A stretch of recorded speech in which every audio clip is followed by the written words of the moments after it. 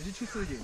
Víte tomu nový videa na našem kanále a vydali jsme si z Petara znovu, jsme otevřeli zahadu Blair Witch, Blair Hagen. Vydáme se vlastně teď ke škole.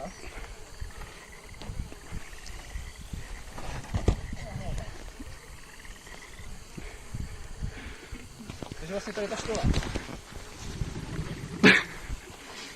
To svít na to, kámo. Tam vydám nějak, opatrně. Kámo! Lezre!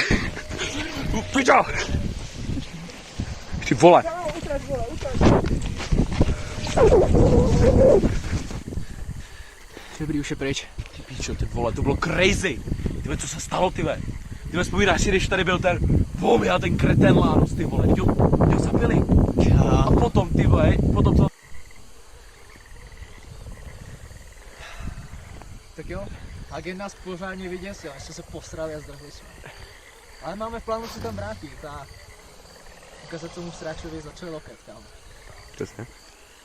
Dali jsme si tenhle revolver z základny, ráže 44. Měl by provrtat hlavu jak jelo. Here we go. Už je 160 let po smrti takže si myslím, že tady řádí ještě jiný sráč. Co to bylo, kámo? Kámo! Kámo!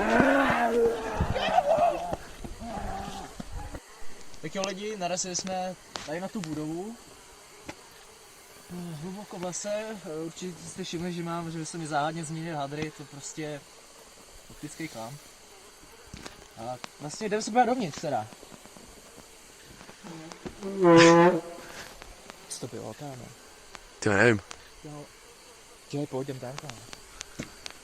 Pojď za mnou, kámo. Ale aby to nespadlo. Neboj, kámo. Počkej, no. Pomoc! Pomoc!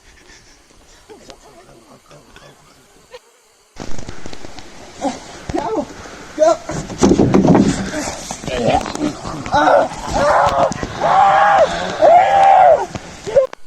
Kámo, už tohle vení máme dost.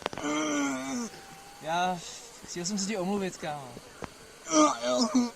Cože, kámo? Co jsi řekl, kurva? Stačí!